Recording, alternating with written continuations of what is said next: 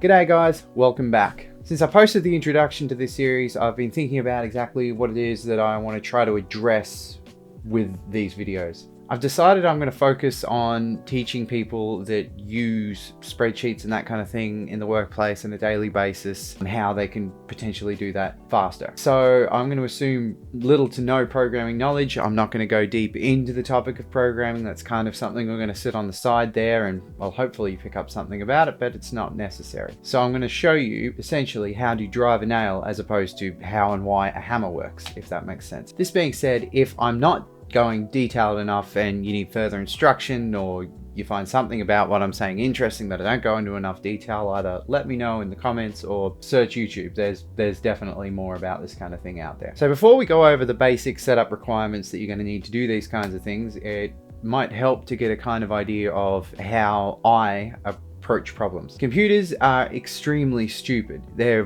very good at doing a handful of things very quickly, but they have no idea what you want them to do. So the trick of being a computer scientist is not really knowing how to answer difficult mathematical questions and formulas and that kind of stuff. It's really got very little to do with it. It's more about being able to break down a problem into its constituent elements. For example, if I were to tell you, can you go out and take the bin out and put it on the curb? Fair enough. What's assumed in that request is that you know what a bin is, you know what a curb is, that you know how to walk, that you know that you can move. With a computer, you can't assume anything. It doesn't know how, it doesn't understand at all what you're trying to get it to do. So a more appropriate request to a computer would be stand up, face this direction, move this far, turn this direction, move this far, then extend arm, wrap fingers around handle of bin, drag bin. You could get extremely detailed here, you see what I mean? So that is essentially the art of computer science, the art of looking at a problem at a high level and going, all right, what are the bits and pieces that make up this problem? What do I have to solve here? What am I actually trying to do? That's something that you develop as a skill going forward. And that is like, before you even look at a programming language or anything else, like try to understand how essentially that is it in a nutshell. You've got to be able to dissect problems down into their fundamental parts. Writing the code's easy at that point. So a good way to break down problems and to start doing this kind of thing is to consider it in terms of inputs and outputs. So you might start with one input and what do you want as your output? In other words, you might think of what do you have and what do you want? It's pretty straightforward. I have protein shake. What do I want instead? Well, maybe I want a chocolate bar. I mean, how do you go from protein shake to chocolate bar? You might have to go into the car and then down to the shop and you buy the chocolate bar and you bring it home and then you eat it or whatever. It's a bad example. But the point is, you have an input of the X and you want an output of Y. You've just got to figure out the steps in between, right? So let's just pretend for a second that we have a client named Steve. We work for a business who sells things, and we like to sell things because we like to make money. Without fail, every week Steve sends a spreadsheet because he's old school, so he does it himself. He's got in one column all of the items that he wants and in another column the amount of each one of those items that he wants. But Steve, also being quite old school, his fingers are a little bit, he has a hard time with the keyboard, accidentally pressing like alphabet characters every now and then. So what do? Well, the boys and girls in the warehouse have to go through this sheet and grab all this stuff and send it out to where it needs to go. And you, being the distribution manager or whatever it is that you are, don't want to look stupid. So you clean it up every week. You go through and you manually delete these characters. Now that's probably, depends on how big it is, but if it's a big file, it takes you a bit of time and it's goddamn annoying. Steve doesn't seem to get it through his head. Hey, can you stop doing this? And it's all crappy. So in an ideal world, the input would be better. In an ideal world, you would say, hey, Steve, can you stop doing that? And Steve would go, yeah, no worries. I'm going to get with the program. I'm going to stop doing things this way and I'll send you better stuff. But that's an ideal world, doesn't happen. So your input is crappy, rubbish spreadsheet data. Your output, well, you want it to be the same spreadsheet, but without the rubbish in it. So in your usual way of perceptualizing these problems, you go, all right, well, I have to go through and clean it up. And that's a good solution. It works, but it's annoying, it's tedious, and you're human. Probably the greatest thing we can avoid in computer science is getting humans to do computers' jobs, because computers don't make mistakes. Humans tell them to do the wrong thing. Anything where you're copying and pasting or doing something tedious over and over again, where you can see a pattern in what you're doing, you're like, oh, I see every single cell. I'm going to go through and remove every single alpha character out of them. That's pattern. You can tell the computer about that pattern, and it will do it in a fraction of the time with perfect efficiency. So anyway, that's the example. We're going to get in, we're going to do some setup and have a look at that file. We're not going to get around to actually cleaning it today, but that'll be probably in the next one. So cheers, let's have a look. Okay, so primarily we need two pieces of software to do these tasks. We need the Python interpreter, which we can get from python.org. And we are going to be using the IDE, which stands for Integrated Development Environment, Visual Studio Code by Microsoft. It's a great IDE, it's free, and yeah, it's very simple for what we need. So I've went ahead and uninstalled Python so I can go through the installation process with you. So it's going to come up with this. We've got an Install Now button, which requires elevator permissions. If you're on Mac, this is going to be slightly different. Unfortunately, this tutorial series will be done in Windows, so I'll only be giving Windows instructions. There's plenty of resources online to help you get through this, but they shouldn't be too different. So you'll come to this installer. What we want to do is we want to add Python 3.9 to paths. This is important that we do this. It's going to make everything a lot easier going forward. All it does is tell your computer where it can find Python when you're trying to execute it, so you can execute it from anywhere, and that should make a little more sense as we go forward. I'll leave this ticked and hit Install Now. You say yes to the permissions when they pop up, and then we wait. We're very good at waiting. Okay, so setup was successful. Close.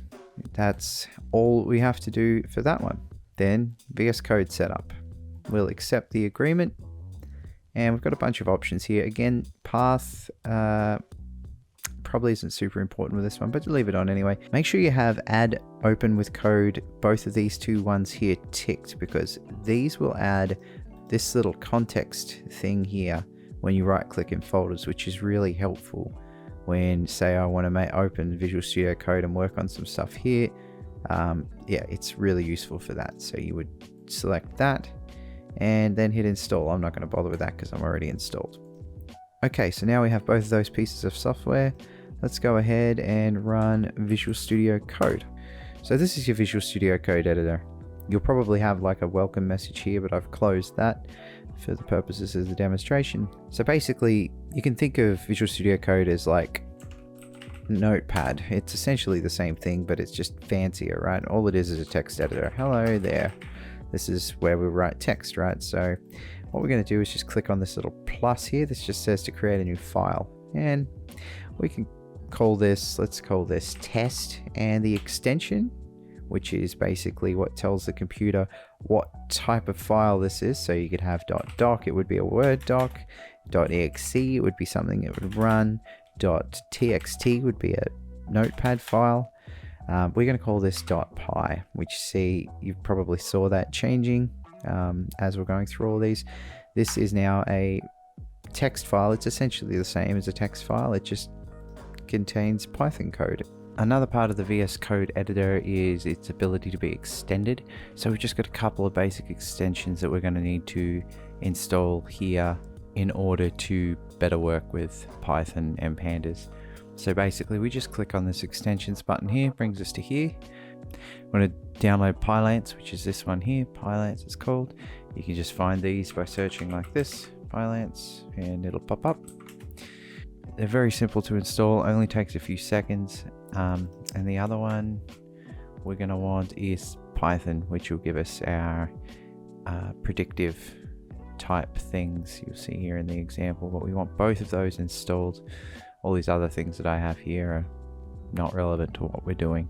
Just as a sanity check, let's do a really basic thing here. So in this series, I'm going to be using LibreCalc as my spreadsheet editor. You're probably using Excel, that's fine. I like LibreCalc because it gives a greater deal of control when opening CSV files and those kinds of things. It lets you choose when you're opening what the data types are, so you don't get weird dropping of zeros from the start of columns and all this type of thing that tends to happen when you're using Excel. So let's go with the example from the start. We've got our products, product ID, and we've got our quantity. So we might have a product, I don't know, A, because I'm really original. If I do that, no, that's not going to work. Excellent. A, B, C, 1, 2, 3, blah, blah, that'll do. Okay.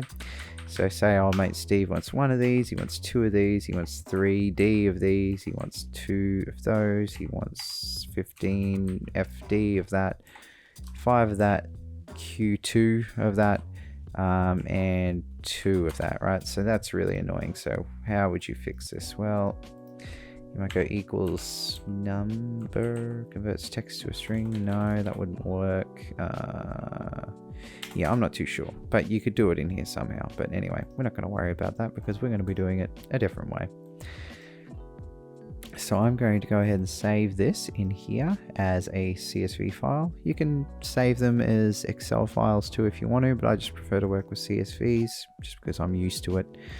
We'll call this Steve example.csv. And yeah, this is the kind of control that it gives you. I like being able to choose the encoding. Don't worry too much about this. It's a more advanced topic. We can go into that if you guys want to, just let me know. But basically, I'm just going to save this as a CSV. And now you'll see here, you can just see a CSV is plain text. You can read it nice and easy from a text editor such as VS Code. Now, what do we do from here? This is sort of the meat of what we're doing. I'm going to hold down Control and hit the tilde key, which is just this key. Let me zoom right in there. It's put 2 of them there, but that key. Yeah, so hit the tilde key. That brings up the console down here. So here we are in this directory in the console. I know the console can be somewhat intimidating to people, fair enough, but I promise we're not going to do anything too crazy with it. We're actually only going to ever really use one command down here. So first, just type Python, and you should see this happen. If you don't see this happen, then something went wrong in your install process, and maybe go back over it again. But basically, if you added Python to path, you can type this in the terminal and this stuff will appear. This is the Python interpreter. If I type 1 + 1, it'll give me 2. If I type 2 divided by 2, I'll get 1, etc. It's very powerful, but essentially we're going to be writing instructions for this interpreter. So I'm just going to type clear, just clears out what's down there in the console. We've got our test file, we've got everything we need to get started. Right. The library we are going to use to open the CSV file is called Pandas, as you probably gathered from the thumbnail and my introduction to this subject. So Python has a package manager, it's called pip. So if I type pip down there and it gives me this, it means it worked. If it hasn't, you probably need to look into troubleshooting that. So what we want to say is pip install pandas, and we let that run. Now mine did that very quickly because I already have pandas installed, but yours will probably take a little longer. What that's going to do is go out to the internet. It's going to go, hey, they want the pandas package for their Python install, and put it, and you'll be able to access all the stuff that's in the pandas library now when you're writing these scripts, which make everything, it's what's going to give us all of our power on using data. So we now have the pandas library, being a data science library. We're going to write up the top here, import pandas as PD. This is going to be common to almost everything we do. That goes at the top. I'm not going to go too much into detail why. It's basically telling the Python interpreter that we want to use content that has been written in the pandas library. So basically, to go into a little bit more detail, this is a script, and it's going to read from top to bottom the instructions that are in this script. When I type Python test down here, I'm telling it to load the Python interpreter and pass. I want the Python interpreter to read everything that's in here. And if I hit enter, nothing happens because we haven't told it to do anything. If I type, well, we have told it to do this, but there's no output involved in that. So if I say print the classic hello world, save it, Control S. This is this little dot here that tells you it's unsaved. So Control S will save it, and hit up and then enter. Up will just go to the last command, hit enter, hello world, right? So it's printing this script from top to bottom. Again, just to prove that, that's what it does. Okay, so basically we've loaded this PD module. Now, I don't know how easy this is going to be to explain, so bear with me. We want to open the CSV in memory so that we can do things with it in this script, right? So in programming, we have this concept of variables. So if I say a equals 1, you may remember this from algebra at school, and I print a, then 1 gets printed because we've stored the number 1 in a. So what we're going to do here is something similar. We're going to go Steve's CSV file equals 2. I'm going to print 2, print Steve's CSV file, and the IDE will help us do that. It prints 2, so that's what we've stored in Steve's CSV file. What we actually want to store in this though is this data, right? So we're going to go to, so what we've said here is we want to import the Pandas library, but I just want to alias it as PD. That's a convention in the Pandas world. Don't ask me why, it's just shorter and easier. So we're going to say PD. And this dot syntax here says, okay, I want whatever I'm about to ask for now is coming from the PD library. So all of these things here are things that we have access to from the Pandas library. If I keep scrolling down, I'll find something here called read Excel. That's something we can use for opening Excel files, but we won't read CSV. So this is a method. And what a method is, if I just comment that out, that's what that little hash symbol there means. It means it won't read this line now, right? So if we go through here, it doesn't break or anything. A method is a little more of a complicated subject, but to go over it very briefly, this is a method and something, right? Print something. And what we're going to say is this is a method 1. This is a method 2. Now if I run this, it's going to print 1 and 2. The reason being is this is a definition of a method, right? This is something we can reuse as many times as we want down here. And it will give us, obviously, it's just going to, well, not obvious, sorry. This is not obvious to anybody I'm explaining this to. But this something here is an argument. It's what we call an argument. It's just something we can pass in. So this is like a blueprint, right? It says, all right, so this thing called this is a method takes something. And what I want you to do when you get that something is print whatever's in there. And this is 1 in this case, so it prints 1. And this is 2 in this case, so it prints 2. You can have comma delimit to add other arguments, right? So 1 and 2. And it still does the same thing because we're not doing anything with other. As you can see, it's grayed out. So let's pass, let's copy that line and put other in here. And it will print both of those things. Anyway, I don't want to go too much into the details. We're not going to write any of these just yet, but just want you to kind of get an understanding of what it is that we are doing in this line. So we are setting a variable to equal this read CSV method, which has to have the open and close brackets. That's how you call a method. And it takes an argument being the name of the CSV you want to open, steveexample.csv, and that's it. Right? So now if we print Steve's CSV file, which was 2 before, we'll get this data here. This is, as you can see, the data exactly that's in here. So to recap, what's happening here is we're going to the Pandas library, we're calling the method read CSV, and we're passing it, well, this is called a string, but let's not get too far down in that detail. Anything in quote marks is basically interpreted as a string, and like a word, you could call it. It's like a piece of text. So we pass it in that and it will return to us, which I should have went over before. So let's do that really quickly. Method thing, return thing. So methods can also return values. So what will be, this will be replaced. This whole part here will be replaced with whatever read CSV returns. And read CSV returns something called a Pandas data frame. And that, for all intents and purposes, is a spreadsheet. So now we've got this, we can do things with it. So that pretty much concludes this tutorial. We've got a bit further than I'm meant to, but essentially to recap on all this is our installer. We've got VS Code here. We're using the Python interpreter to open up our test.csv, which loads in the Pandas library. It then goes and grabs this CSV and stores it in a variable called Steve CSV file, and we print Steve CSV file. In the next one, we're going to look at removing those alpha characters.